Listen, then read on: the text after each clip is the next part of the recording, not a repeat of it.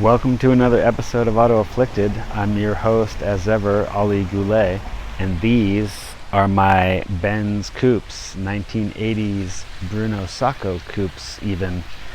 Here in gold, we have Stone Cold Carl Benz, a 1987 560 SEC, essentially the first S-Class coupe, with the S standing for Sonderklasse or Special Class. E stands for the German word for injection, which skips my mind at this moment, and then the C, which stands for coupe.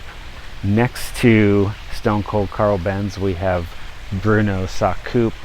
This is a 1988 300 CE. Again, the C designation stands for coupe and the E for injection. As Mercedes moved on into the future and injection became quite a normal thing for engines, the designation for E got dropped away, and in fact this car, or this chassis, the W124, or specifically the C124 in the case of this coupe, this became essentially the E-Class that we know today. So let's take a look at these. These fairly timeless coupe designs, designed by Bruno Sacco, who was an Italian designer for Mercedes, they feature something that really is what draws me to them, and that's the pillarless design. So as you can see, there's no B pillar here on these coupes, and it just gives you this incredible open vibe. It's like as close as it gets really to being in a convertible when you have the windows down and the sunroof open. And this is that design that Mercedes really carried through their coupes, and they still make pillarless to this day. When you make a pillarless coupe, it does require additional engineering so that the roof can pass all the safety that's required. So these roofs have been very reinforced, and if you see the rollover videos of the testing for these coupes, it's like they have a roll cage. They just hit on the roof and then they bounce right over back to the wheels, and the roof doesn't even give way at all. Subsequently, these cars do weigh more than their counterpart in the sedan because of the reinforcement in the roof. Over here on the 560 SEC, you got a very classic S-Class front end with the big emblem and the single bar. Some of the really cool design features on here that are both for safety, luxury, and of course appeal. Here, for instance, these are designed so aerodynamically the dust goes over the handle, and that way you don't get dirty when you're going to enter the car. And then you can just see the build quality inside here. Really amazing, great chrome trim pieces, and when it comes to the closing, it's just as solid as it gets. These chassis here, this is the W126 or C126 in this case for the coupe. This is known as one of the most reliable cars that Mercedes maybe ever built. Right next to its younger brother here in the 300 CE, both incredibly reliable. These were built in a time when the engineers basically got to engineer a car to a certain standard, and then they put a price tag on it, rather than how it's done these days, where generally it's sort of a co-op, in that the accountant has something to say about it as well. and you're not just gonna build the best car and slap a price tag on it like back in the day. This car here, this was about a $90,000 car, as I recall. So in '87, that's a pretty nice little price tag there. Here on the side, this has the slight update. So this car came out in '81 and production ran through till 91, I believe. So really quite a long production run.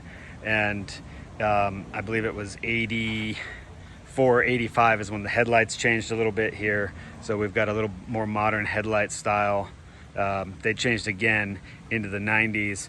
And then also you get what they call these Sacco planks. So the Bruno Sacco planks, which are the lower cladding here. It's protection against door dings and such, and then also really streamlined to the body. As you can see here, I've got it fitted with some nice 17-inch AMG monoblocks currently. Some of the other design features on this car that were groundbreaking at the time are the fins here. If you see, there's some slight finning to the turn signals. That allows the turn signals to be seen even as snow and dust builds up on the outside. You still get the reflection from the inside. Also, headlight wipers to keep your headlights clean in inclement weather. There is a slight scoop to the bonnet here that you can see, and this hides the windshield wipers and makes them a little bit more aero. Also, it's not illuminating currently because it's sunny out, but the doors featured the first ever courtesy lighting, I believe, which comes down from the door here. And then in this particular S model, when this chassis came out, is when Mercedes unveiled the electric seats with this type of controls. So it's very, very clear. You know, you've got your headrest, back, and seat, and even 2 settings of memory for the passenger. So that's quite an advance.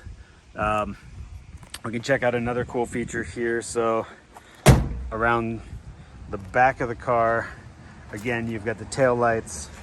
These are designed again with fins. This is for safety, so you have visibility in inclement weather. And you know, kind of old school big flat trunk lid. We'll see how the departure from this big fat trunk lid is as we look over into the 300 CE. We'll see something totally different over here. So comparing the 300 CE, you can see the new design features of V in the trunk lid and V-shaped taillights with a dropping bit to the lid. This ends up being basically what all cars do moving forward after the 300 CE came out. So to take a look at a cool feature that we have here, I'll just turn the car on. Makes that little buzzing. So when you get in the car, the seatbelt presenter here, when you get in, brings the seatbelt presenter up, brings you the seatbelt, and then when you buckle in, it tightens back up on the shoulder. This is like really one of my favorite features about this car. It's just so cool, I think. The other thing that I really like about this car is, well, of course, the interior is really nice. Right, so see here, you grab your seatbelt and you buckle it in. As soon as you're clicked in, pulls it right back. This is twofold, so this makes it easier for the driver and passenger to get to the seatbelt, so you don't have to reach back. That's not very luxurious, right? And then also it tensions the seatbelt. So this car has seatbelt tensioners, and then also it does come with airbag here. So there's an airbag as well, and this car has ABS. So in '87, this was really quite something. And then also, this is one of my favorite features, is a two-tone horn. So you've got, and then you've got the fanfare horn, And the fanfare horn is really pretty fun. I think, man, they should put fanfare horn on all cars, right? So cool. So we could take a look here under the hood and see the 5.5 liter V8. And take a look in the back here too. You could just see quite luxurious leather throughout. This particular color is called Palomino as far as the leather goes. And the color is actually called Champagne Metallic. Now, I'm gonna have to put the phone down for a second because this requires 2 hands here. There we go. So we got it up. And I don't know, you know, not too much special to see here. It's just a nice V8 lump, fairly clean. I did find this car locally and I got what I consider a pretty nice deal on it. And then I've been doing some things to fix it up. It's not pristine by any means, but the price was certainly right. And I mean, this car is just, what can you say about this car? This coupe is an amazing S-Class coupe. It's the first S-Class coupe, almost 300 horsepower. So I don't know, I really like it. I had to have it, and now I got one.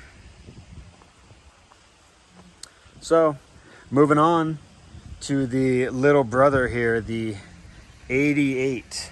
So this is the 1988 300 CE. This is a C124 or W124 chassis. So again, it's a Bruno Sacco design, and it's really easy to see the comparison between the two coupes, right? This 300 CE is just like a little more squared up. You can see that it's very much a European import in the sense that you can see we got the short bumpers. You compare those to the bumpers on the 560, which are very much American giant bumpers. So you do get very much European styling here. I did get it fitted with these 18-inch chrome AMG monoblocks, which do need refinishing. And it's also sitting on an Eibach and Bilstein suspension setup. So that's how it's got this kind of nice stance that you don't normally see on one of these coupes or on one of these sedans. So this did debut. When did they debut this car? Let's see. I think this debuted in 85, and then the coupe itself, which you see here, this debuted, I think 88 is actually the first year. So this is the first year of the coupe. When the coupe came out, it did have some things that the sedan didn't have, like the Sacco cladding that you can see here, the planks. These came out on the coupe first, and then later came out on the sedan in I think 91 on the sedan. So you know, when this car came out, it blew minds. Everything else you know, was totally old school. This thing looked like, I don't know, you want to call it a spaceship rolling compared to everything else that was on the road. And as square as it looks, this car actually had the lowest coefficient of drag of any car at that time. It set the standard, as Benz always does. Every new chassis sets a standard, and so one of the standards that this set was super low drag coefficient, so very fuel efficient. This does have an inline 6 3-liter. There was a 24 valve inline 6 that came out after this, but this one's known to be a bit more reliable in that they put a biodegradable harness in that later model that had the 24 valve, and so that is not very fun to deal with. When you get one of those, the harness is just totally destroyed and you have to get a new harness before you could really start anything. So one of the cool things here, adding to the drag, the low drag coefficient, you can see there's this nice scoop to the hood, and this sends the wind up and over the car. Also, you'll see it has two different size mirrors. So you've got your long one on the driver's side that allows you to see who's coming up from behind you for passes and such. And then I believe the short one on the passenger side actually allows more visibility high and low, so that you can park more easily next to the curb and that sort of thing. One other thing that's pretty cool on this car is the articulating wiper. So the wiper is cool. So the design here, is it gonna go again? There it goes. The design here is coverage. So it retracts a little bit in the middle and it extends out on either side to get full coverage with a single wiper. And I believe the concept behind that is that the wiper stays more parallel to the wind at all times for better wiping, and then also just generally covers more area than tube would cover by itself. So it's a pretty fun little design there. So again, here, this car is a pillarless coupe, staying true to the Mercedes pillarless coupe vibes and Bruno Sacco design. Super slippery. It does feature the fin taillights. Again, this is a safety feature for inclement weather.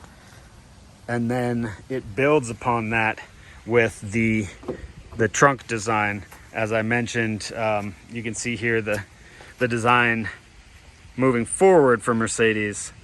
You've got the V in the trunk and the split taillight versus the old, more squared up version. And so this is really, again, where Mercedes went and where all cars went in their design thereafter. So looking inside the car, I did recently get this car and I got it for quite a good price. And certainly there's some work to be done, but I do actually have just about all the interior and everything for this ready to go. But so this car does carry on some of the same features. So you've got your airbag. Later they did have a passenger airbag. It does have ABS. I believe it runs a 4-speed system as far as the automatic transmission goes. And unfortunately it doesn't have a fanfare horn, which is really so fun. But it does have some other cool features that I really enjoyed for this car. When I turn it on, it's gonna have that, got that 80s warning to get my seatbelt on again. Here we go. So the 80s warning, put my seatbelt on so it shuts up already. There we go. And then this is part of why I bought the car. Just this classic Alpine system here. This will take you right back to the 90s. So again, I haven't cleaned anything in this car since I've owned it. So that's why it's, you know, it's looking very much how it looks right now. Anyway, can't really show you how it bumps because I don't want to get a copyright infringement on this, but I will show you in the trunk. So it does bump. It does have uprated speakers throughout. So it's an Alpine 12 disc. We've got MB quartz that I've identified here. I'm not sure what's up in there, but there's some tweeters up in there. Also in the glove box here, which this thing looks like a mess, but guess what? I do have a replacement glove box interior, believe it or not. I found it at a junkyard. But there you go. There's a nice EQ. Earthquake of San Francisco EQ, just looking pristine in there. And man, the trunk, it's actually ported. There's a Earthquake of San Francisco system in here. I'll just show you.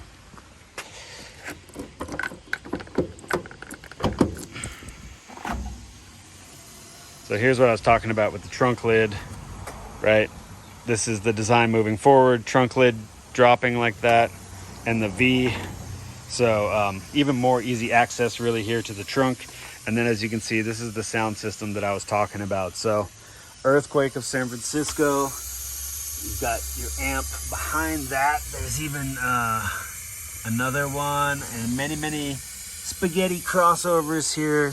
That hissing sound you hear is the vacuum pump for the locks. And then over here is where we have the Earthquake of San Francisco box with this pretty cool bit of tech here where it's actually ported. So there's a port in the PVC. You can see it goes into the back there, where you can see it ports out into the car itself. So that brings in some bass right through there. Pretty interesting. Back in the car. I have to put my seatbelt back on probably. This thing's gonna yell at me. Maybe it's not gonna yell at me. Now let's see if we can get this. So there's a button right here. That's to drop the headrests. Just like this. Oh, I guess I gotta turn the car on. Hold on a sec, here we go. Let's try this again. So we've got this fun little feature here, this headrest drop button. Check out how this works. So hit the headrest drop button and the headrest drop. I'm not sure what's going on with that one over there, but that's so you can get some more visibility, you know, as you're backing up. And that's just cool. Plus it's fun to scare your passengers that way. Always entertaining. There's a bunch of things in this car I need to figure out. Again, I just barely got it, and so it's got a little ways to go. And so there you go. It's kind of the overview of the Coupes, and we'll be doing a few more features on these as I go through various repairs. So I'll be, you know, posting the repairs that I do here. Hello. Very nice. How you doing? Just got some passers-by. Not even gonna stop. I'm just gonna keep going. But yeah, so you know, there's a bunch of things to be done here on the 560. The 560 has some basic leaks that we're gonna repair, like some low pressure power steering hoses. I think we gotta get a timing belt on this thing, and I do need to fit dampers all around and my H&R springs on the back. I got springs on the front right now, but haven't gone to the back yet. There's a few other things, like the tachometer's not working on the 560 right now, but I'm figuring that one out. That one seems to be electrical. And then, you know, when it comes to the 300 CE here, the repairs that we're gonna go for first are gonna be with the interior, because the interior is pretty busted up. So I do have a BMW interior that I'm gonna be putting in for now, just because I found some gray BMW coupe seats. Coupe seats are important because they fold forward, and these ones are just way busted. So for the meantime, I'm gonna fit some BMW seats, and that'll allow me time to source the Benz seats that I want without coming out of pocket thousands of dollars. Because that's the thing about these cars, like if you want to just pick one up and buy a new interior, you're going to spend a couple grand.